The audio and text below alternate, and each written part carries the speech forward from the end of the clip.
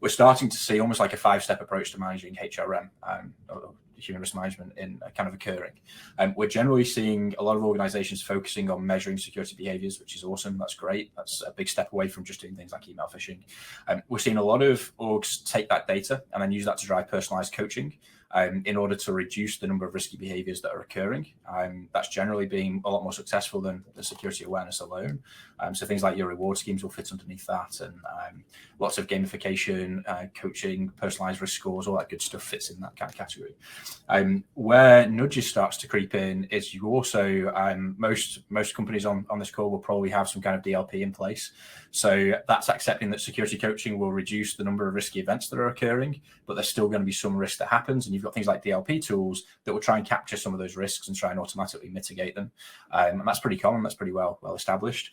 But the challenge with all of that is that there's always going to be risks that creep through, and there's going to be cases where DLP, and we'll come on to this in a second, DLP doesn't always work or can't always capture everything that we want, every risk that an employee makes.